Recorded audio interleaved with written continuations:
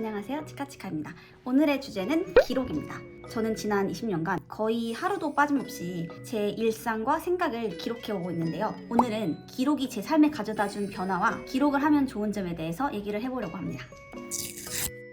저는 지금 디지털, 아날로그 가리지 않고 다이어리 꾸미기, 일기 쓰기, 노션, 업무 기록 같은 거, 그리고 SNS, 블로그나 인스타그램 같은 것도 적극적으로 활용을 해서 다양한 방식으로 기록을 하고 있습니다. 지금 하고 있는 이 유튜브 채널도 다양한 기록 도구 중에 하나인 거죠. 기록을 하면 좋은 점 첫 번째, 진짜 나를 알 수 있다. 이거는 너무나도 당연한 걸지도 모르겠지만 전 그만큼 이게 굉장히 큰 장점이라고 생각해요. 저는 기록을 하고 그 기록을 다시 돌아보는 습관을 가진 뒤로는 제 스스로를 더 잘 알 수 있게 되었다고 생각해요. 나를 알면 왜 좋은지, 메타인지가 왜 중요한지는 워낙 사람들이 많이 얘기하잖아요.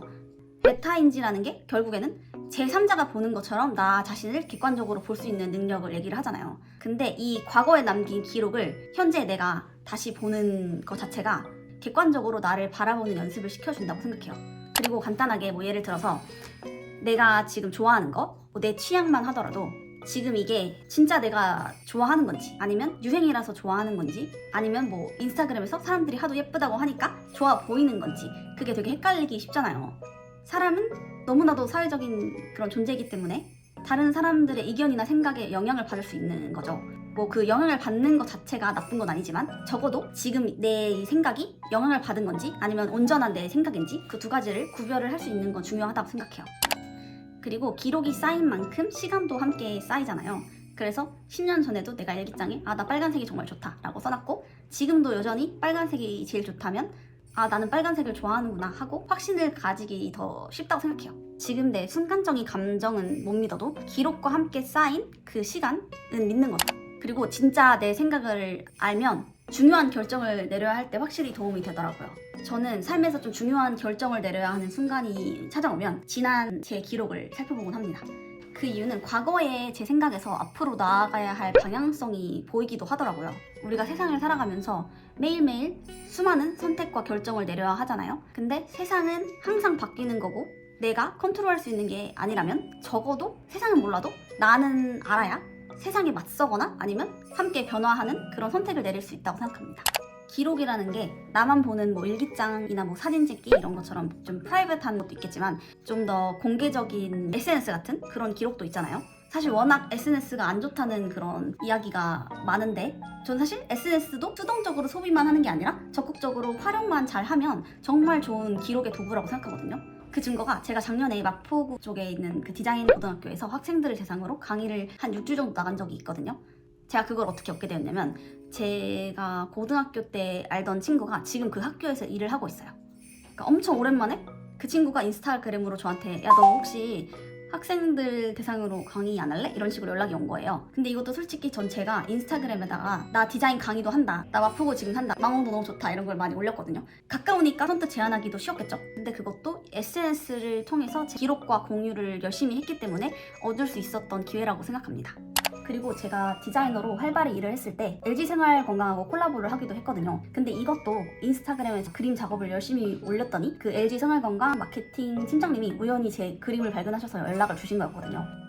그러니까 제가 인스타그램에 그렇게 기록을 하지 않았더라면 발견도 못 하셨을 거고 그런 콜라보 기회 자체가 저한테 오지 않았을지도 모르는 거죠. 그리고 저는 지금 이 순간에도 유튜브를 통해서 나는 디자인 강의를 해봤다, 나는 이렇게 콜라보도 해봤다 이런 식으로 경험이 있다는 거를 남기는 중인 거죠. 지금까지 일적인 것만 얘기를 했지만 업무적인 것뿐만 아니고 내 일상이나 취미 같은 것들도 기록을 하면 얼마든지 이렇게 기회가 찾아온다고 생각해요. 예를 들어서 저는 이렇게 꾸미는 걸 되게 좋아하다 보니까 방 꾸미기도 되게 좋아하거든요.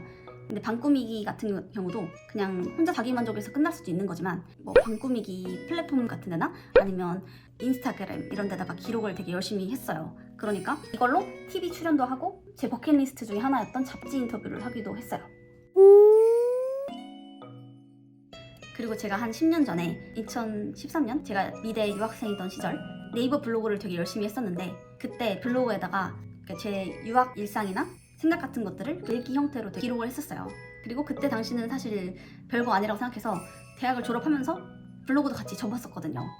근데 작년에 제가 되게 좋아하는 디자이너 겸 컨텐츠 크리에이터인 멜 멜님 영상에 제가 이렇게 댓글을 달았는데 멜님 댓글이 이렇게 온 거예요. 그러니까 멜님이 옛날에 그 블로그를 보셨던 거예요. 그래서 그 댓글로 인연이 이어져서 점심도 먹고 이것도 미대 유학 일상 같은 걸 기록을 안 했더라면 이어지지 않았을지도 모르는 인연이라고 생각해서 과거에 저한테 되게 고마웠어요. 그리고 지금 제 베프이자 또 유튜브 하시는 솔라랑 아트도 인스타그램을 통해서 만나게 된 거거든요. 그래서 기록을 통해서 이렇게 기회도 찾아오지만 이렇게 생각지 못했던 소중한 인연도 찾아오는 것 같아요. 저한테 있어서 기록을 한마디로 설명을 하자면 우리가 게임을 하면은 게임 처음부터 끝까지 깰 때까지 저장 안 하고 깨기 힘들잖아요. 저한테 기록이라는 게 그렇게 그 저장 포인트를 생성하는 거랑 비슷하게 느껴져요. 이게 왜 그런지 설명하기가 좀 어려운데 아직은 기록이 저한테 정신건강적으로도 도움이 많이 된다고 생각합니다. 그리고 여러분 앞으로 제가 이 유튜브 채널에서 제 일상 기록도 하겠지만 기록에 대한 이야기도 좀 더 많이 해보고 싶어요. 그래서 다음 영상에서는 제가 지금 쓰고 있는 다양한 기록 방법을 소개해 보려고 합니다. 그래서 오늘 영상도 봐주셔서 감사합니다.